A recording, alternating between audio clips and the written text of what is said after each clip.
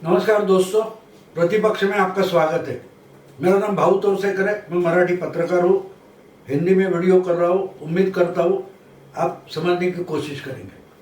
दोस्तों, 2-3 महीने से जो किसान आंदोलन दिल्ली में या दिल्ली के आसपास चालू है, वो आंदोलन कहाँ फंसा है ये समझ में आना मुश्किल होता जा रहा है। क्योंकि इनकी मांग थी कि भाई केंद्र सरकार ने, भारत सरकार ने जो 3 कानून पास किए हैं वो वापस ले लो। ये आंदोलन पंजाब में शुरू हुआ, बीच में गड़बड़ हो गई और फिर दिल्ली में आ गया। और दिल्ली के इर्द गिर्द जो स्टेट्स है वहां से भी कुछ लोग उनको आकर मिल गए और ये 2 महीने तक आंदोलन चलता रहा। गणतंत्र दिवस पर ट्रैक्टर रैली निकालने के मामले में यह आंदोलन फंस गया। लेकिन कहां फंसा है?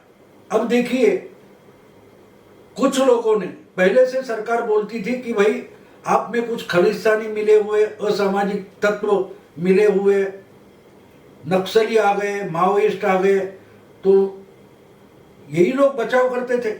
लेकिन अब ये बात हो गई है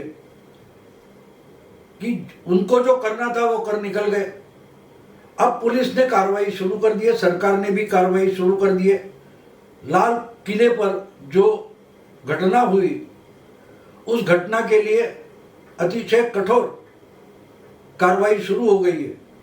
40 के आसपास एफआईआर दर्ज हुए, 250 लोगों को अरेस्ट किया गया और भी लोगों को ढूंढा जा रहा है। जो ट्रैक्टर्स दिल्ली में घुस आए थे उनके नंबर ढूंढे जा रहे हैं और उससे उनके ट्रैक्टर के मालिकों को पकड़ने की कोशिश चालू है। अब ये बात हो गई है कि इसके जो नेता थे, योगेंद्र यादव, राकेश टिकैत वगैरह, उन पर भी मामले दर्ज हुए। उनसे खुलासा मांगा गया और उनको जवाब देने के लिए कहा गया है।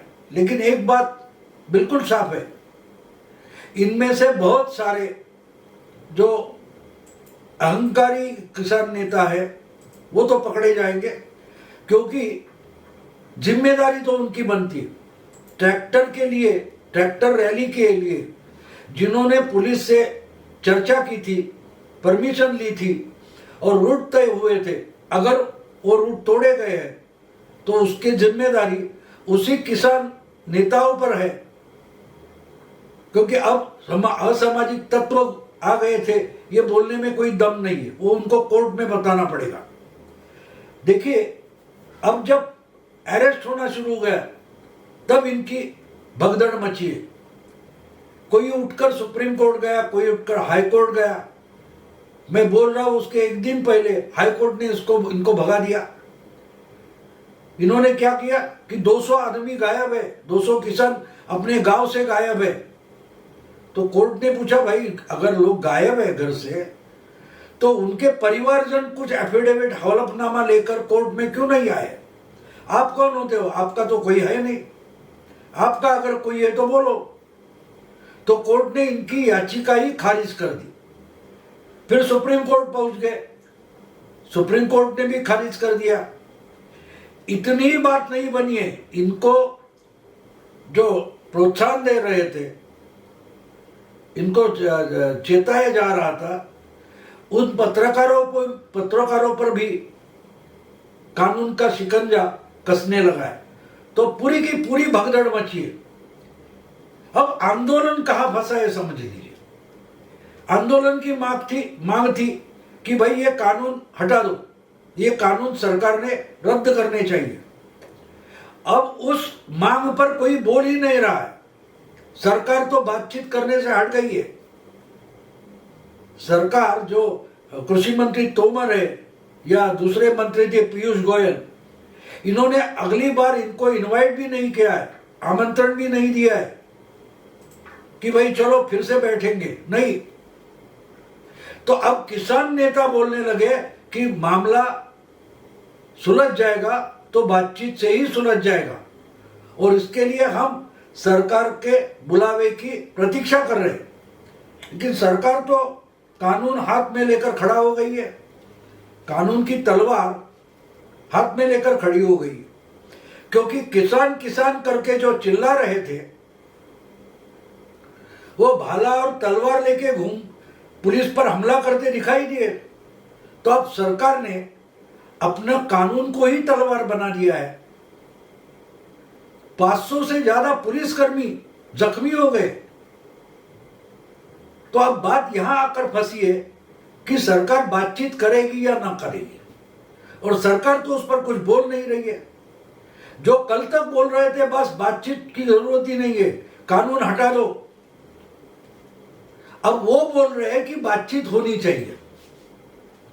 वो कोर्ट में जा रहे, कोर्ट को बोल रहे कि कमेटी बनाओ, लाल किले पर जो कुछ हुआ उसकी इंक्वायरी करने के लिए एक कमेटी गठित करो। कोर्ट ने बोला उसकी कोई जरूरत नहीं, वो पुलिस का काम है, पुलिस तो कर रही है।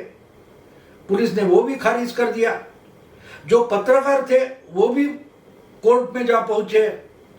तो अब मामला उल्टा हो गया। कल तक जो सर पर चढ़े बैठे थे, नाच कर रहे थे सरकार की सर पर, वो अब डरे हुए, क्योंकि सरकार ने पुलिस को पूरी छूट दे दी है। एक बार ये शब्द समझ लो, सरकार ने पुलिस को पूरी छूट दे दी है। आपको याद है दोस्तों, उरी हो या पुलवामा हो, वहां जो दहशतगर्द हमले हुए थे उसके बाद प्रधानमंत्री ने क्या कहा था, आर्म फोर्सेस को पूरी छूट दे दी है।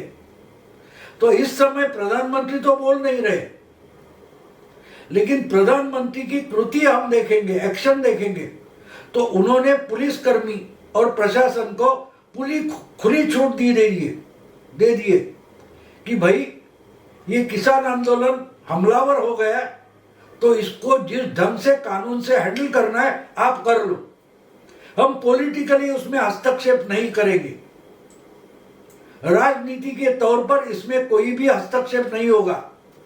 अब इसके बाद पुलिस प्रशासन और सामने से किसान या आंदोलन जो होना है वो हो जाएगा। और जिस ढंग से 6 तारीख को चक्का जाम करने की बात हो रही थी,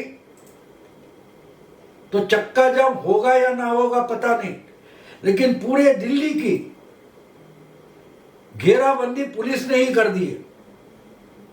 एक से एक बुर्ज बना दिए गए, रोकने के लिए पूरा बंदोबस्त कर दिया है, मानो की लड़ाई होने वाली है। तो आप इतने ताकतवर हो जाओ कि सामने वाला डरना चाहिए, यही पुलिस प्रशासन कर रहा है।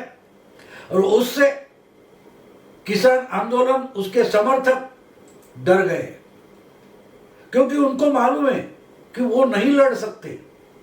देखो, लड़ना जो होता है वो सच्चाई के हिस्से में लड़ना होता है। अगर आपकी बात सच होती तो आपको लाल किले पर जाकर हिंसा नहीं करनी पड़ती। आपने वो की क्योंकि आपको मालूम था आप झूठे हो। किसान आंदोलन के नाम पर पॉलिटिकल एजेंडा चलाया जा रहा था। अब देखिए, जो हिंसा हुई उसमें 500 से ज्यादा पुलिसकर्मी जख्मी हुए, लेकिन जो कोई किसान समर्थन में आया हुआ पॉलिटिकल पार्टी है उसने एक भी आंसू नहीं बहाया, एक भी आंसू नहीं बहाया। उल्टे जिनको पकड़ा जा रहा है उनके लिए आंसू बहा रहे। लेकिन मामला अब पूरा पलट गया है। पलटा, इसका मतलब क्या है कि जो मांग थी,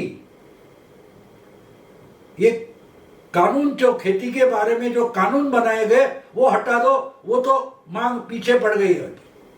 अब उस पर चर्चा नहीं होगी। अब आंदोलन को लड़ना इसलिए पड़ेगा कि हमारे नेताओं को बचाओ, हमारे नेताओं को ना पकड़ो, उन पर एफआईआर जो दर्ज किया है वो पीछे ले लो, हमारे समर्थक पत्रकार है उन पर जो एफआईआर है वो पीछे ले लो। उन पत्रकार और समर्थकों को अरेस्ट नहीं होनी चाहिए। मामला कहां आकर रुक गया देखिए दोस्तों। तो बात बिल्कुल साफ हो गई है कि अब सरकार कानून के बारे में इनसे बातचीत करेगी ही नहीं। हाँ, प्रधानमंत्री ने बोल दिया है कि आप में और मुझ में सिर्फ एक फोन कॉल का डिस्टेंस है। मतलब यह है कि आप मुझे फोन करो। नरेंद्र मोदी क्या बता रहे हैं कि आपको अगर बातचीत करनी है तो आप कांटेक्ट करो, हम नहीं कांटेक्ट करेंगे, हम आपको बुलावा भेजेंगे ही नहीं। अगर बातचीत करनी है तो आपको आना पड़ेगा, आपको इनिशिएटिव लेना पड़ेगा, आपको आगे आना पड़ेगा। किसको? जो किसान आंदोलन चला रहे हैं उनको आगे आना पड़ेगा। अब जब तुम आगे आते हो तो आपको सरकार की शर्तें माननी पड़ेगी। वो सरकार की शर्त, दूसरी जो शर्त है, एक फोन कॉल, इतना ही डिस्टेंस है, ये प्रधानमंत्री ने बताया।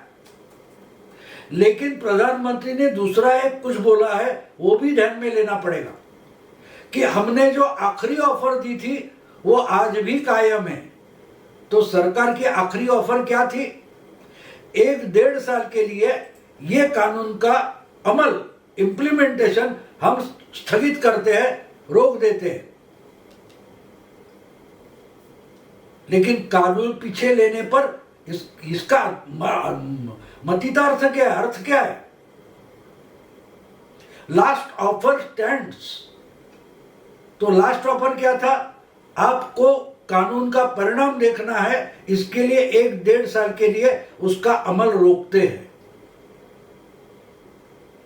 इसका मतलब कानून पीछे नहीं लेंगे। 1-1.5 साल में अगर किसानों को उससे नुकसान नहीं हो रहा है तो देश भर के किसान कानून के समर्थन में इकट्ठे आ जाएंगे और किसान आंदोलन और किसानों की जो यूनियन है उसकी हवा निकल जाएगी। यही प्रधानमंत्री बता रहे हैं।